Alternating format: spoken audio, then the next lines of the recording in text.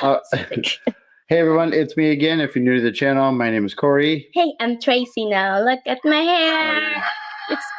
It's curly, so hi guys, Tracy. Okay.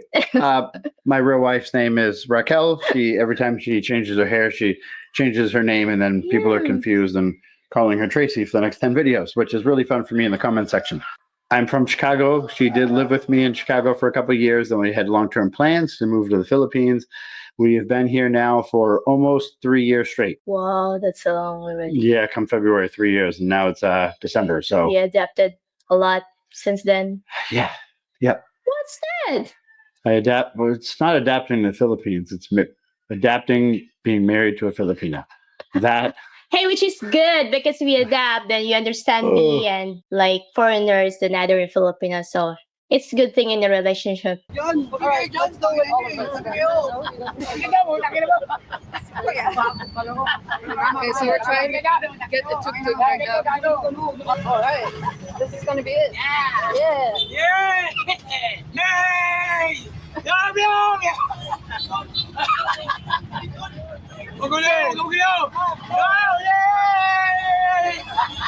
What's your name? My name is Makoy. Magoy? Yeah. Nice to meet you. Yeah. Kamusta ka? Oh, meow, meow, meow, meow. Hello, my Philippines. Okay, so they were fighting over who's gonna drive me. Do you want the latest information for Philippine expats and expat bloggers? Then you're in the right place. Welcome to this Sunday's edition of Expat News, where I cover the latest stories and events affecting expats and the expat blogger community in the Philippines. Well, hi, I'm Eric, and welcome to my Island Expats channel. Just as a reminder, these expat news videos come out first thing Sunday mornings U.S. time. So let's start this week's edition with some recent highlights. Okay, going back to the issue at hand, the president there admitting, sending that text message to lawmakers to sort of discourage them from filing an impeachment complaint against the vice president. Is this sort of an attempt to put the toothpaste back in the tube? And is it going to work, Professor? Casey, if you remember, a number of times we've talked about possible impeachment, possible moves on the part of the president or Malacanang for that matter. And I've always said that, or even including that of the House of Representatives, if they will be pushing for impeachment. And I've always said, if they really wanted to do impeachment from the very start, they would have done it already.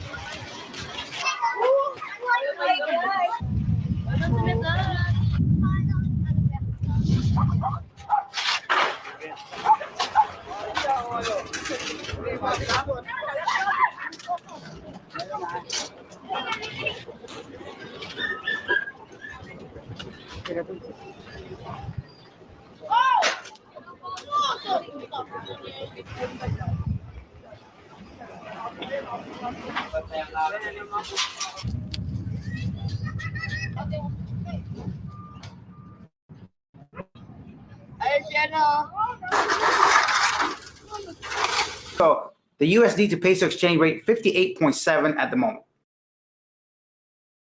Next up, a Russian attack submarine was detected for the first time in the West Philippine Sea, 80 nautical miles of Mindanao on November 28th. The submarine was transiting from Malaysia to Russia after joint exercise with the Malaysian Navy. Philippines naval forces tracked the vessel, which remained surfaced, non-aggressive, and in constant communication, explaining it was awaiting better weather to proceed to Vladivostok. President Ferdinand Marcos Jr. called the incident very concerning, highlighting worries over intrusion into the Philippines' exclusive economic zone. The Navy responded promptly, deploying the BRP Jose Rizal and aircraft to monitor the submarine. Under international law, the submarine's passage was legal and it is adhered to maritime regulations. The incident comes amid growing naval cooperation between Russia and China, which have increased joint military exercise in the Pacific. The submarine has since exited the Philippines. Submarines are cool, but not really when they're going through your waters, I guess, right? So In a similar story, a video footage by local fishermen shows People's Liberation Army PLA Navy helicopter flying above Filipino fishing boats near Rizal Reef. Based on the PCG's estimates, China's helicopter got as close to 15 to 18 feet from the fishing vessel.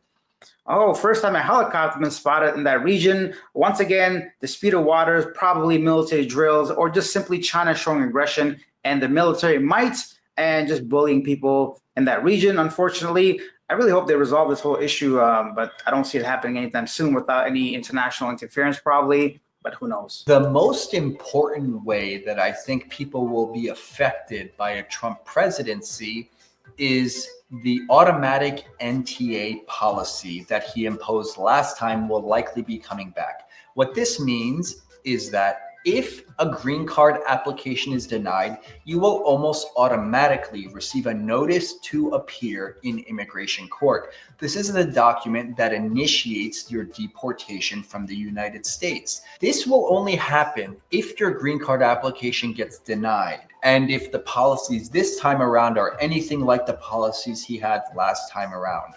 Even if your green card is just denied because of a technicality, let me give you an example.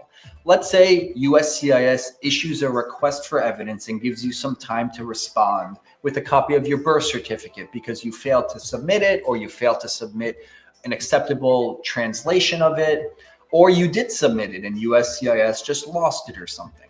And let's say that request for evidence gets lost in the mail and you never receive it. And then 90 days later or something, you receive a denial decision in the mail. Ordinarily, I would just say, not a huge deal. You'll lose your filing fees, but we can refile immediately and submit the correct documents. And that will be the end of it. We'll end up getting approved this time around.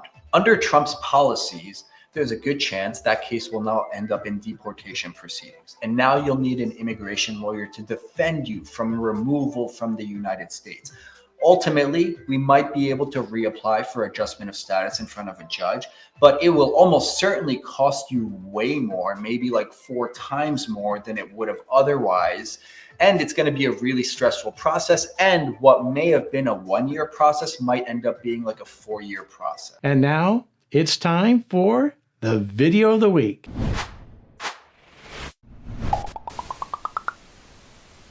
This is where I give you a summarized version of one of the best videos I came across in the entire week. So let's take a look. Once again, the Lear and Blair slog were contacted by an innocent soul who was looking for her biological, long-lost father. She was born in Subic Bay, which was home to the former US naval base, where millions of sailors traversed on their R&R. Rosemary had reached out to us, asking for our help in finding her long-lost father. My name is Rosemary Bonilla. I was born with an American father, trying to search him for a long time, because since I'm already 68 years old, and hopefully this will help me to find him. Rosemary wanted to show us the former Subic Bay US Naval Hospital, where she had volunteered as a Red Cross nurse in 1991, hopeful that she would be able to track down some details about her military father.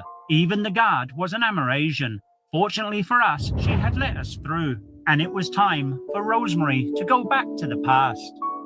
The Americans had left in 1992, and it looked like the jungle was reclaiming the road.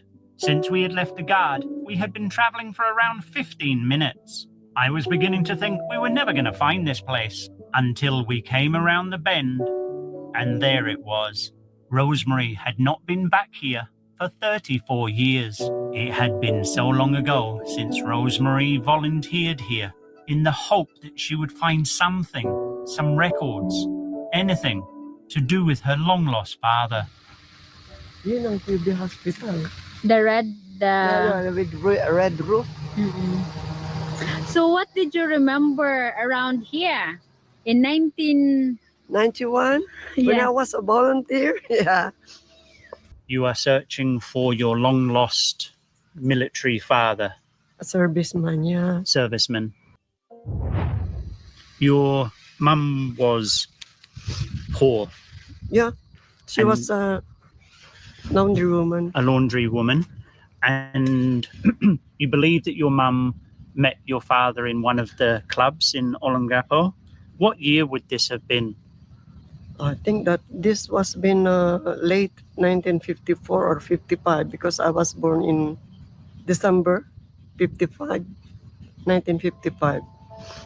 For nearly a century, American servicemen had been stationed at Subic Bay, and many of them fathered children with the women who lived nearby. But when the bases closed in 1991, tens of thousands of children were left behind, stripped of their father's love and their sense of identity. Rosemary, tell me about your upbringing and what it was like. How many brothers and sisters did you have? I have 4 brothers, and the other one is disabled. He's a deaf and mute, and I have 2 sisters. On the their father is different from mine because I was born with the American. Right. And then as I grow up, I noticed from them that they don't like me.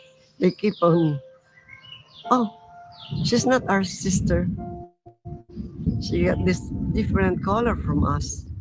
She's not Filipina. She was born with American. Just like that, it hurt me too much, because I don't like it to be like this. Although I'm very proud of myself. And then everything I have, they take it away from me. Even the toys, they broke it. I remember. They were older than you? Yeah, I am the youngest in the family. They are older than me. Why do you think that they were so mean to you? Because maybe I'm beautiful than them. Because you were half blood? You were half... Yeah, because I don't look like them. I was so different. My hair, my skin, and my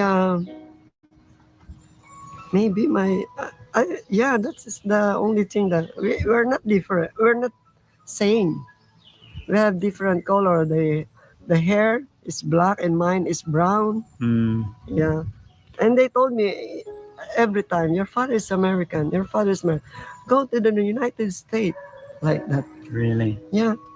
So, and one time I have encountered one lady. She has a kid, and then she said that this is long time. Mama, look at her. She's white and the hair is brown. So, oh, don't mind her. She was left behind by the ship. I was thinking too much about those words. It hurt me. When you were older, did you start thinking about your father more and who he might be and how to find him? My God, he's always in my heart. He's always in my mind and in my heart. If only he's around, this thing will not happen to me and he will be very proud of me because I am intelligent. I am a good one. I studied first nursing course before I volunteered in QB because without those you cannot work. You need to have a... You did a nursing course? Yeah. Really? Yeah. Wow. By myself. Wow. Yeah. So you paid for that out of working as a young child, and you put yourself through a nursing course. Yeah, because I know I have to go there. I said that is the place where the American live and the American serviceman is there. So I can ask them. They can help me. I might be in the right person. They say knock on the right door. Wow. So I did that. I volunteered, and then I talked to our secretary, American Red Cross secretary, and she gave me all the addresses of government of the like NPRC, National Personal Record Center.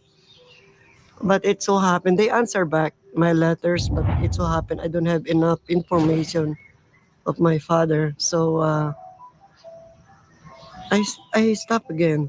Feeling defeated and dejected, Rosemary had exhausted all avenues to try and find her long-lost father, wherever he may be.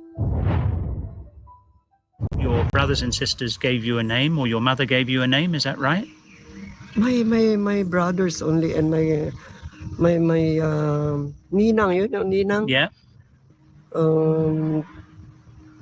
They are the one who tell me, oh, your father is Leonard, your father is American. He's very nice, hardworking person, like this, like that. What was the name? Yeah, Leonard Johnson. Leonard Johnson. Yeah, but I haven't seen him even in a picture. I'm not sure that he is aware that my mom is pregnant during that time that he was being transferred. My son is playing games with American guy.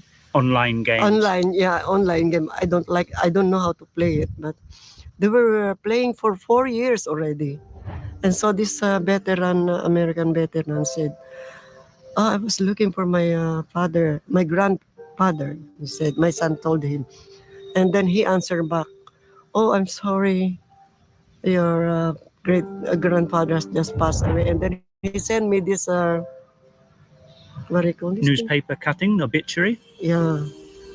It's about the history of a person dying. Yeah, obituary. Obituary, yeah, obituary.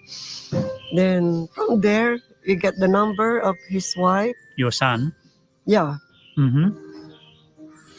When was this? 2014. So to make this clear, Rosemary's son had been playing online games with a United States military veteran who told them Leonard Johnson had passed away in 2014. So Rosemary's son Oscar sent an email to find out if this indeed was Rosemary's long-lost father. Rosemary then told me that they got this reply back from Mr. Johnson's wife. So we get in touch with her wife, and then she told us that her husband has never been in Philippines. This was the email that Mr. Johnson's wife had replied to Rosemary with. You have the wrong Leonard Johnson, as Leonard was not in the service then and was never in the Philippines, ever. But it was written in the obituary that he served in the Philippines. So we did not make any more argument with her because she's old and we don't want to hurt her. After we had finished interviewing Rosemary, we came home to edit the video. When I looked at the obituary, I had to read it again. Have you noticed something? What doesn't add up for Rosemary in this obituary? Rosemary has been looking for her long-lost father for 68 years. Thank you for donating this DNA kit. She contacted the Lear in Blairslog 6 months ago to ask for our help to find her biological dad. And like Rosemary's story, tens of thousands of Amerasians were left behind by their former US military fathers. My wife Leah May and myself are trying to help as many as we can. Why are you looking for your father? It's an emotional roller coaster. Whoa! Because reuniting long-lost loved ones is never easy. Despite the distractions, we are going to do our best to help them. 68, you've still got another 20, 30 years in you. Rosemary was our top priority, and her DNA results were back. It will help me too, finding my lost father. But we needed the help of a genealogist. She told us that her husband has never been in Philippines. We had to call upon Caleb to help us. I saw in the Facebook, my God, I said, I think this two person will help me. Fasten your seatbelts. It's coming up now. May God bless you. Prayer is the only thing I have in my life. We found Caleb Johnson is a fellow of the American Society of Genealogists. Top two cousin candidates are on opposite sides of your tree. Caleb had been working with us behind the scenes for the past 6 months. He's also an expert on the Mayflower Pilgrims. Without Caleb's help, this video would never have been made. This genealogical wizard was going to help us with Rosemary's DNA results. So when we look at her ethnicity, we can see she's definitely got a Norwegian grandparent. They all trace back to one couple, Thomas Wold and Rosie Beaumont. Building a family tree, Caleb believed he had found Rosemary's father, but sadly, he had passed away only 2 years ago. The obituary mentioned he had served in the US Navy Seabees, and he had a son named Rod. 2 weeks later, Rod responded to Caleb's letter, saying that he and Julie are adopted children of Mr. Leon Johnson. Caleb got on the first plane and traveled to the Philippines to help us. We were going to give all of this information to Rosemary and set up a video call with Rod in America. Yeah, Shell Lake. Hello. Hello, is this Rod? Yeah. Yep, this is Caleb. Greetings from the Philippines. I feel so bad that she's gone her whole life and just yearning to know so badly, and what I can't imagine how that feels. We're going to meet Rosemary tomorrow morning at 7 a.m. I'm so happy for her that she's going to find out. Without Caleb, none of this would be happening. So Caleb is the one that's brought all of this together. For nearly 70 years, Rosemary has been wondering who her biological father is. We're about to give her closure. Bay was a major ship repair and rest and recreation facility of the United States Navy. Many Amerasians like Rosemary were born during that time. And the airport is on that side. The airport.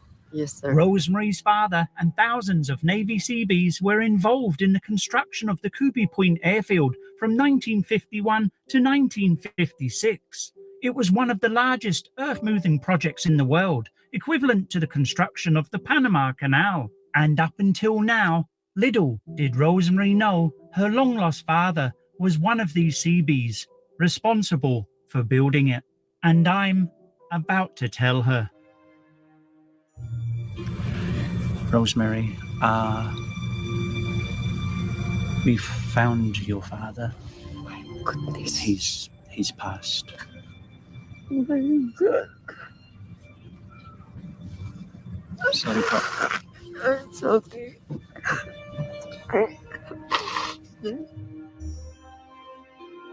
He passed away 2 years ago. Oh my God, so close. Your father's name was Leon Johnson. Not Leon, Leonard. Not Leonard. Leon. Leon. Leon. Thank you. And he passed away on the 28th of May, 2022.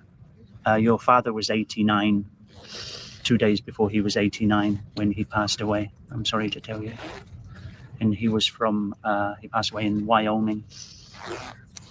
89, it's already old. Yeah. Leon, after Leon graduated, your father graduated, he joined the Navy Seabees. Do you know the Seabees at all? I heard it, but they're the engineers that were called in, and he visited the Philippines. And your father, just across the water where we were just looking before, was responsible for building Kubi Point airfield in the 50s. Yeah. Kubi Point is not safe. Over there, Yeah, where the airfield is. I'm proud of him. So He's an engineer. we've got some pictures of the Seabees when they were building the airfield. It's just the vehicles, but you can see, you know, how they were building the airfield. So it was during the mid-1950s when he was here that he must have met your mum. I'm sorry. It's okay. So I'm sorry to give you the information that he's passed away. Nearly 70 years later, Rosemary had found out her true identity, and I'm about to show Rosemary a picture of her father. Oh, I have a sister or brother, You have but they a brother and a sister who were adopted by your father, so you don't have any relatives through your father. He adopted, you're the only one to your father. He adopted a boy and a girl. His name's Rod. He's in his late 50s. And Julie is in her early 50s. Would you like to see a picture of your father? Yeah, please. Please. Thank God. Thank you. Rosemary doesn't know, but we have a surprise video call with Rod coming up.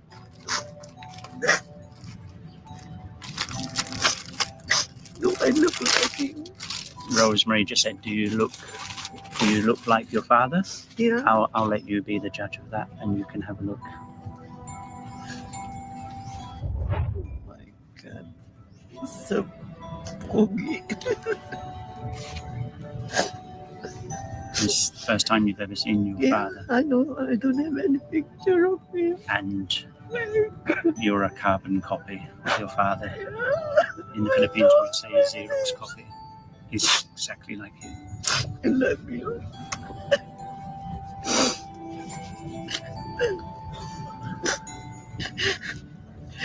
It was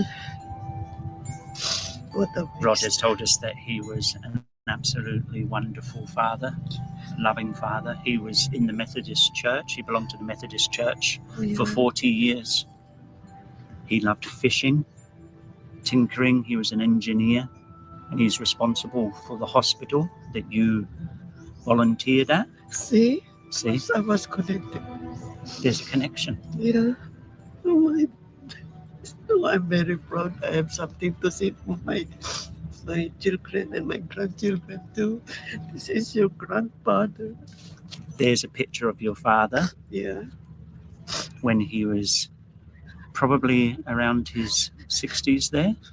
Would you like to see a picture of your father, perhaps when your mother would have known him? A younger picture of your father, would you like to see? In his uniform? Yeah.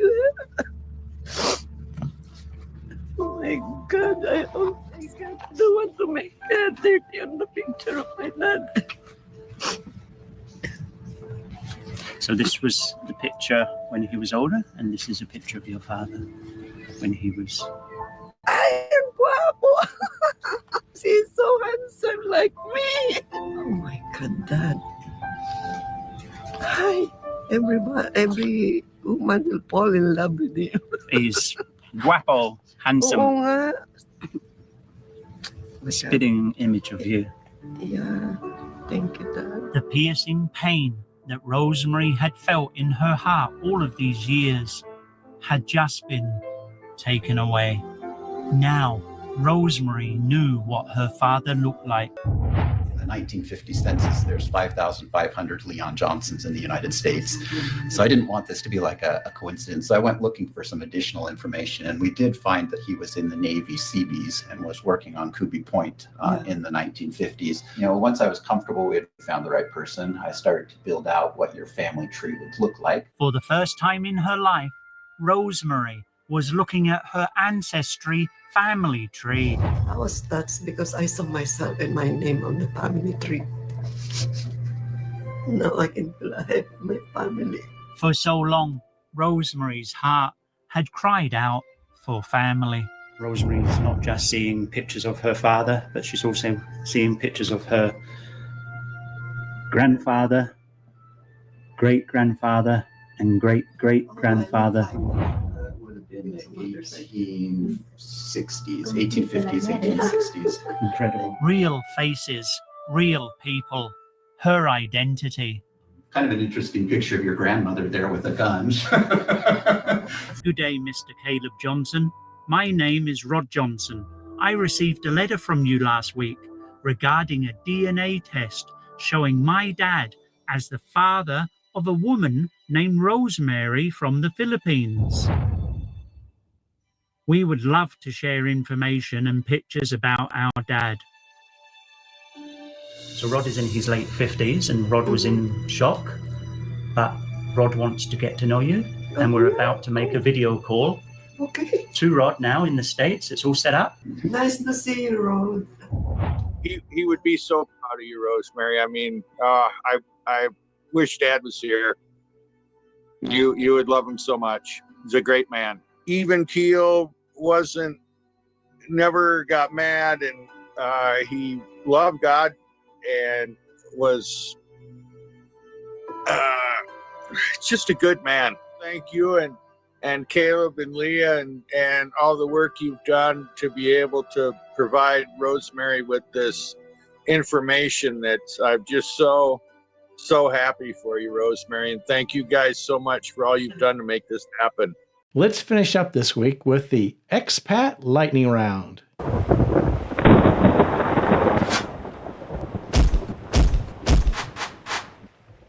where I quickly cover interesting clips from expat-related channels. You may recognize Michael from That Philippines Life. How are you? I'm doing good. I'm doing good. Thank you for having me. You know, I made this trek to Rojas City. I've been looking at it for a long time. I've been watching his blogs and things like that. And so I said, well, it looks so good. He's starting to do this restaurant, hey, and I hear so much about the burgers and the food. I'm going to have to give a thumbs up to all the food and everything. And yeah, you've done a wonderful job. The music is fantastic here, by the way. It's excellent. But I wanted to just speak with you because it seems like, you know, I've been watching your vlogs for a long, long time. And it seems like this is a guy from Canada. He's an expat here in the Philippines, and he seems to be doing, now you may disagree with this, and I'm sure that you will, but he seems to be doing everything right. So tell us about the secret sauce. Well, the secret sauce is take as many chances as possible. Otherwise, you will never have any opportunities, right? People that have success took a lot of risks. And that meant you had to fail several times. Correct. You know, maybe I don't promote my failures as much, and that's why your impression is that. But yeah, you have to just try everything and go for it. So that will do it for this edition of Expat News. Be sure to like and subscribe and hit the notifications button so you can be notified of future videos once they're available. I'm always interested in your thoughts on these expat news and other videos. So please let me know in the comments section your thoughts of this edition. Thanks for watching, and we'll see you next week.